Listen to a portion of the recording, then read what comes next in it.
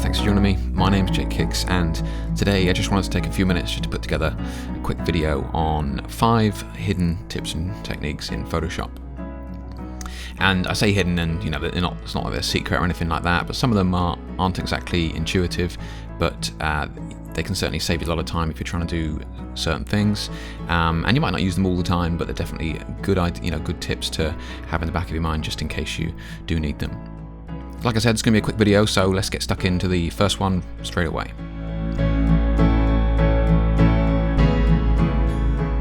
Okay, so the first little hidden feature that we're going to get into is something called the fade tool, or the fade function in Photoshop. And it's a little bit hidden because it only actually appears once you've done something like a filter within your image as well. Okay, so I'm going to try it out here on the sharpen filter. So what I'm going to do is, we've got everything done on our image here. I'm just going to create a stamp visible of our layer. So Command Alt Shift and E. And that's just going to create a copy of everything on top, so that I can actually apply my filter onto that.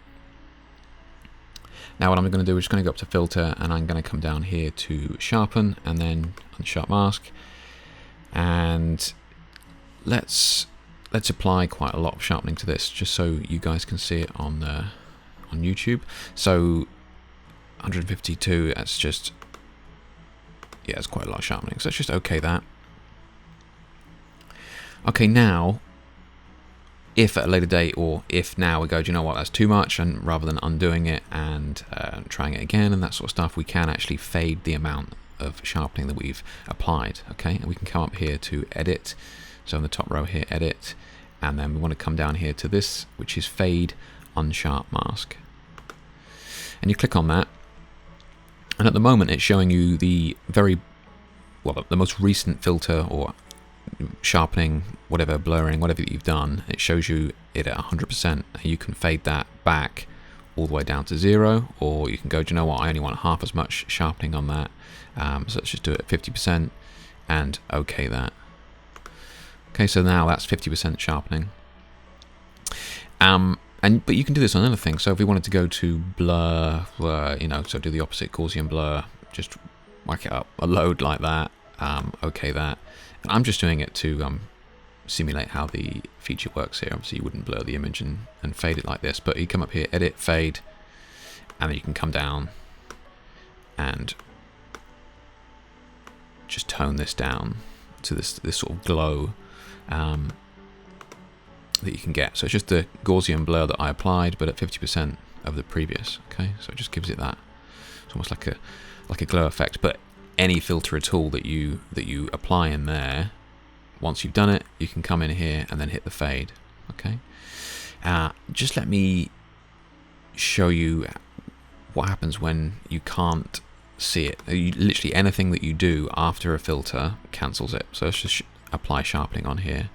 Okay, and then if I was just to even just put a simple lasso like that, and then deselect that, come up here, Edit, you see it's gone.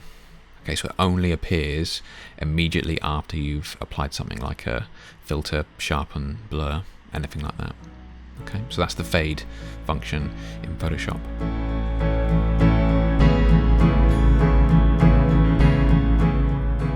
Okay, so next up we're going to look at the Content Aware tool, and not that it's a tool, but more of a function, and it's something that is generally used for covering over spots or blemishes or objects in an image that you sort of want to get rid of and replace it with the surrounding background.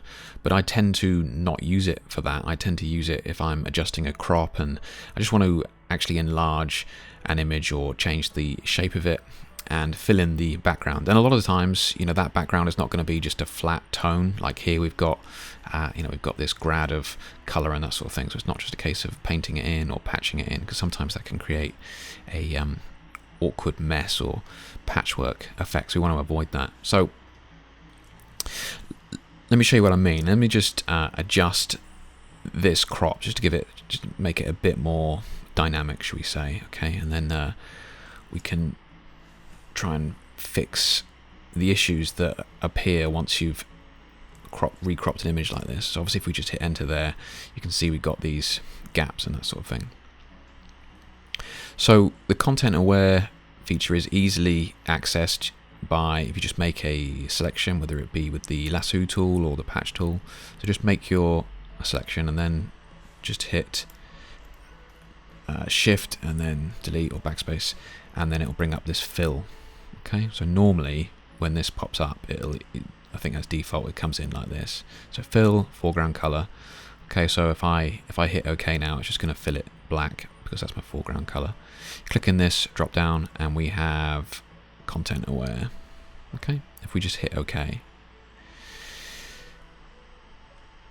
Now you might be able to see we've got just a thin line up there, and the reason why that's happened, so it's given us this perfect grad. The content aware has done a perfect job of getting that grad, but what's happened here is that the image is extending beyond what we can visually see, and it's struggling to work out what's actually going on.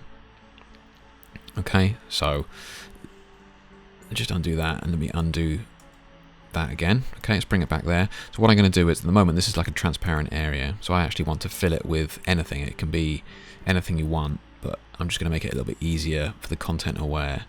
So I'm just going to create a new layer. I'm going to hit the paintbrush and I'm just going to fill it with white. I'm just going to put that white layer beneath my main layer, and then I'm going to combine them both by hitting Command E. Okay, so now we have one layer, and now I'm also going to make sure that at the moment you see we've still got the image poking out at the sides, which again is going to confuse the content aware. So I'm just going to crop it so that this is everything that you see is everything that you're getting essentially. So I'm just going to hit Control A or Command A, sorry, and then I'm just going to hit the crop tool and just hit enter. So it's just going to crop enter twice. So it's just going to crop everything that's there on the screen. Okay, so now when I remove it, you should see that we've got nothing outside of our visual image area. I'm just going to make the content aware tool, just going to make it a little bit easier for it. Okay, now we can come in with our lasso and just hit shift, delete, hit OK, and then we're going to get a far cleaner finished line like that. Okay, I'm just going to go around and do the same over here. Okay, shift, delete, enter.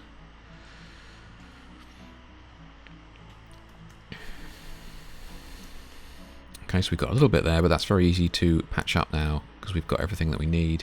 We can just pop our patch tool in there, job done, and then let's do the same on these corners. Shift, delete, content aware, enter.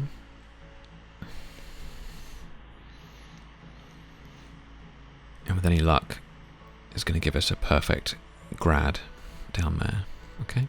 Now I've saved this one's till last because obviously we've actually got the body here, so we need to be a bit careful. Let's see what happens if we just do it like we have done before. See what comes out. Okay, so pretty good. Pretty good.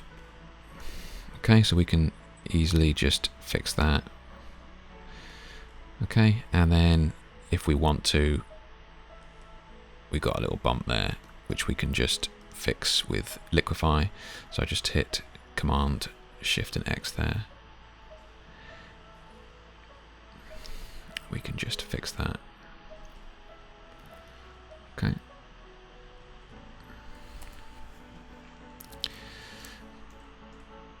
Okay, so that's how you use content aware to, if you want to recrop something, and it's just going to give you these perfect grads filling in the background, pretty much perfect every single time.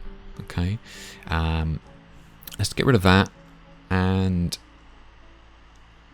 let me just show you a slightly different technique as well, a bonus one. So if you're doing just real quick work and sometimes the content aware is not going to work. Okay, so for example, I just want to make this banner here, and let me just spin that round. Just going to flip that horizontally. So I want the text behind her.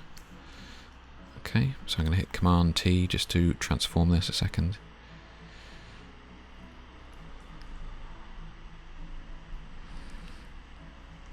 So I just want to make this quick banner for an email or something like that, or the website.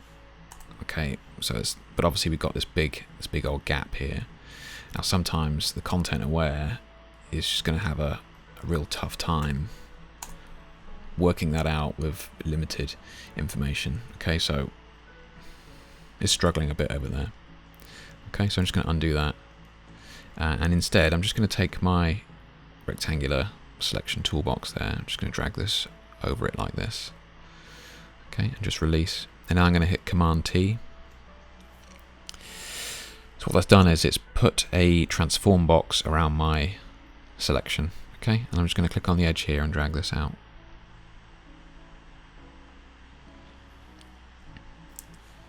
And just hit enter.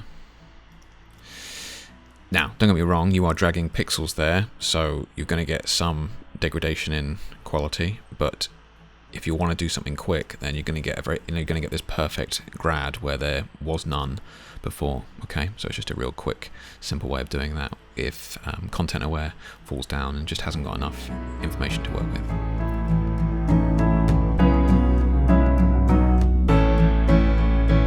Okay, so next up we're going to look at mask stacking, and you guys should be familiar with masks by now. If not, then by all means, there's loads of places online that you can look for them. But what I'm going to be showing you here is how to stack masks to create certain effects that are almost impossible to achieve with a single mask on its own. So let me just show you what I mean. So in this image here, beautiful colors, love what's going on with everything in this, and like the background colors as well. But what's going on up here, I quite like this sort of, the way that the red and the oranges drift off into the purples and stuff here, but it's a bit messy up there basically. Okay, so I want to sort of clean that up with almost like a graduation filter. Okay, so just to clean that up with some paint up there. Okay, so I'm going to do that. But first off, I need to create a new layer, and then come over here. This is either G, or if you can't see this immediately, then if you hold down, and it'll be the gradient tool in here. Okay, and what I want to do is I want to bring this purple in, or just clean it up a lot more than it is. Okay, so I want to create a radial grad, so I'm going to click on that, and I'm going to click up here, and I want to create my own gradient, as it were. Okay, so I'm going to click down here. This is going to be my center. This is going to be a radial blur, so a radial gradient. So what I'm going to do is I'm just going to click down here in the middle. This is pretty much going to be the brightest area. Pop another waypoint in there. Just click up there. Another one in there. And then all the way out to this gorgeous purple color out here. Okay, so you can see the gradient that I'm creating here. Okay, so I'm just going to hit OK on that. And now what should happen is that when I paint this, it should radiate out from the middle. There you go. Okay, so obviously we would need to be able to mask that out. Thankfully, I've already got my mask that I did at the dodge and burn section. Okay, so we should be able to, there you go, that's the mask there. So if I hold down Command on that, you see the hand changes to that selection box, as it were. So just click on that. Okay, and now come up to our gradient, and we just want to click the mask option. Now at the moment, this mask is inverted, so we're only showing the gradient in the middle. I want to hit Command I, which is going to invert that mask, and now we've obviously got our gradient behind our subject.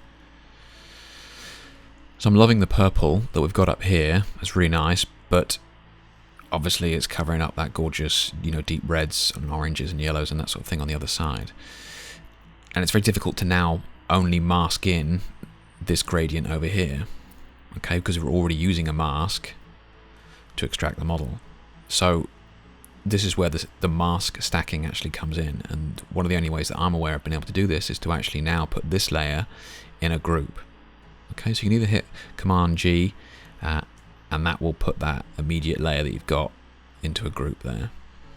Okay, it now means that I can apply a mask to the group that we're in. So if I just come down here and click the mask icon, we've now got our mask up here. And anything that we do on this mask will take priority over everything that's in that group. So, for example, let's come up here and let's just grab our linear gradient and let's just choose a regular black to white. Okay, and now I'm just going to drag from here across. Okay, so you should be able to see immediately, see down here in the thumbnail, the white area is what's masked in, so we can see what's shown in the white. Okay, and everything in this group, which is that gradient, is now being shown by that mask.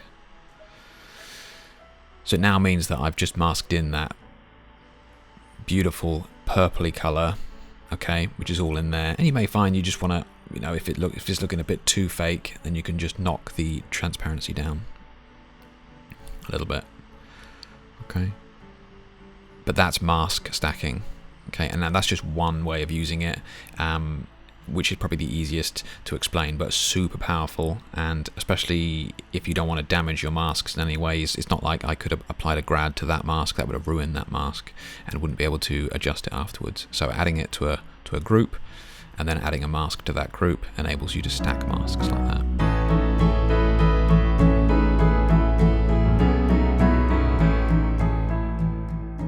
Okay, so next up we have more of a workflow hack, as it were. And when I say workflow, I mean it's something that it's basically a quality of life action which really enables you to maximize your time that you spend working on a series of images rather than, you know, it's very well working on one image, but you want to be able to work on several images in a group, especially if you've got like 2 or 3 from the same shoot that you wanted to work on. Okay, so here we've got 3 images, and you know, I've just worked on, for example, the color toning of this shot.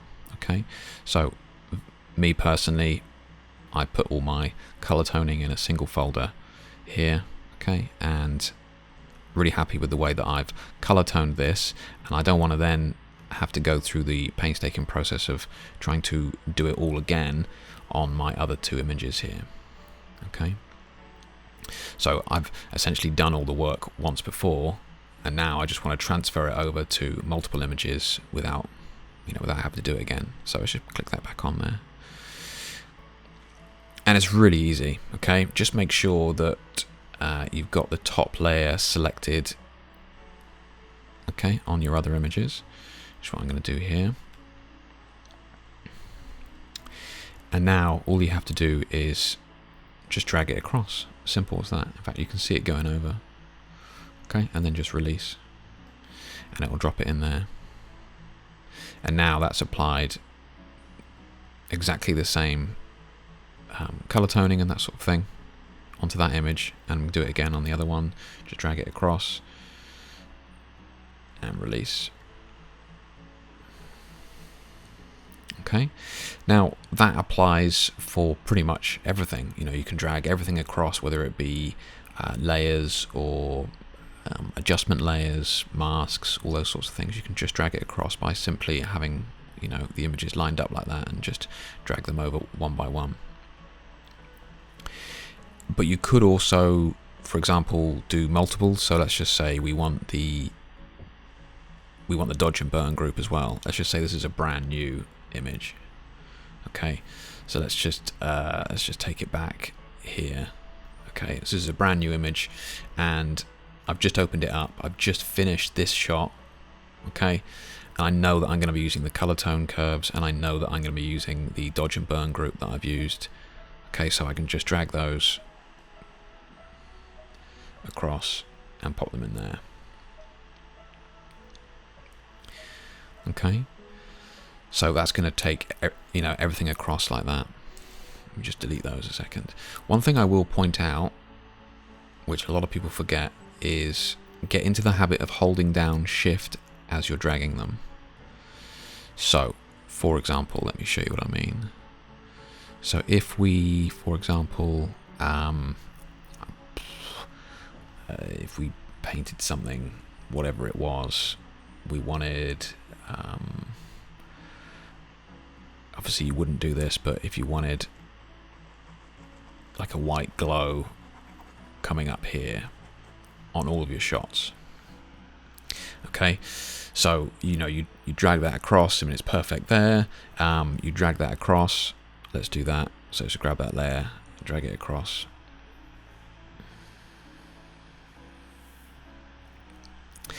But now it's not in the right place. It's across her face. It's across her eyes. Okay. So now you've got to rearrange it and try and get it back into a similar place and that sort of thing. Okay. So there's a far easier way of doing that. I'm just going to delete that.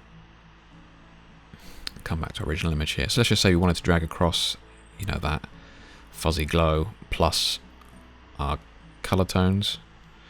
Okay. So I'm going to hold down Shift now, and I'm going to click on this and drag it across. What that means is that Shift is going to centralize it to the image.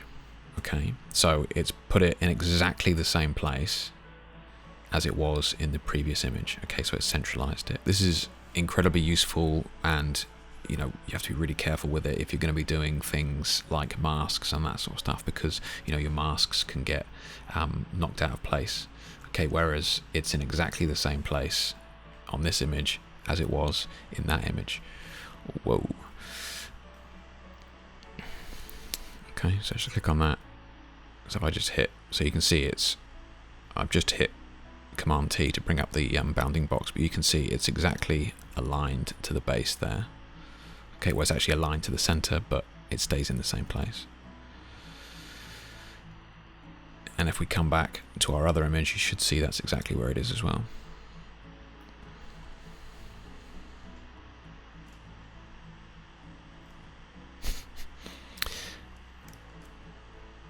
Okay, so I just hit Command T again, and you'll see that it's, the bounding box is aligned to the bottom there.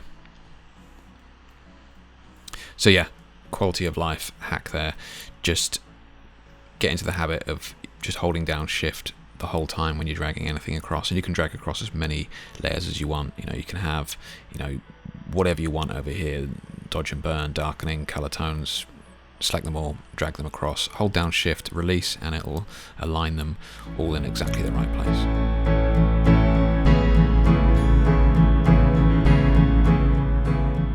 So finally, I just wanted to highlight the fact that you guys using CC can actually open up and load up and use simultaneously older versions of Photoshop if you want to.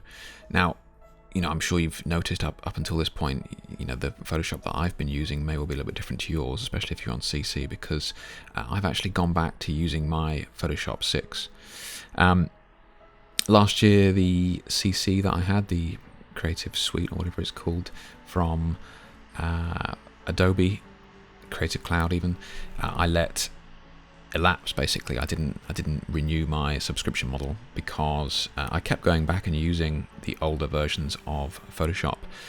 There were tools like the masking of hair and the refine edge tool and that sort of thing that they'd bundled together into a separate window that opens up, and it was, I'm sure it was very user friendly, but for me personally it just wasn't as powerful. There were things like the patch tool started to create halos around the skin when you were using it. So there were things that I kept going back and using my older version, the standalone version of Photoshop that I had and still have. So my Creative Cloud subscription has elapsed, and I'm still using the Photoshop 6 one, just because it has everything that I need for what I do. I've got my workflow that I've been using for many, many years, and maybe in the future I'll dip back into it if I see an update that I think is worthwhile. If they've done something substantial to Photoshop, then I'll definitely have a look at it. But the whole point of this look here was to really show you guys that if you're on CC, which I know most of you are, then you can still operate and use some of the older versions, some of the older features of your app, which is not something that I was aware of. And I did a lot of searching until I actually realized that it was all there for you. It's just that Adobe doesn't make it as obvious. Okay, so to access it for Mac users, at the top of your bar you'll have this sort of Creative Cloud logo, okay? And if you click on that, and it'll open up the actual Creative Cloud suite drop down. For PC users, the icon can be found at the bottom of your screen, so you know it's down at the bottom with your other apps. Okay, so once you've opened that, the next stage is you want to scroll all the way down, okay, through all your apps, and then right at the bottom it'll say find additional apps, and you want to click on the previous versions, okay, and then you just want to click on the previous versions again in that window, and then it will actually open up all the legacy versions of the programs that you've got in the Creative Cloud. And I have to say, this is actually a really cool feature that Adobe have. It's kind of an odd one. It's like a mixed feelings as well. You shouldn't really have it there if your applications are, you know, excellent. Then you shouldn't really need to have it. You don't see this feature in any other software or applications where, yeah, don't worry if you don't like what we've given you for, you know, brand new, you can always use the old stuff that we think we've improved upon. But anyway, the feature's there, and then you can go down, and it's not going to overwrite the current version of Photoshop. It basically downloads it and installs it as a separate version that you can run simultaneously, which is what I was doing. I was having the current CC Photoshop open, and I was running my old CS6 version at the same time. So I was doing masks and that sort of stuff in CS6, and then dragging those masks across into the latest version of CC. It's like, why am I doing it? Do you know what I mean? It's just pointless. But anyway, if you're happy with what you got, not a problem at all. I just wanted to make you guys aware that if you wanted to use some features and that sort of stuff, then in previous versions, then you certainly can do. Okay guys, well that about wraps it up for this video. As always, gone on a little bit longer, but appreciate you sticking around. By all means, check out more of my work on my website, jkicksphotography.com, and you know, thanks very much for watching, and hope to see you again the next time.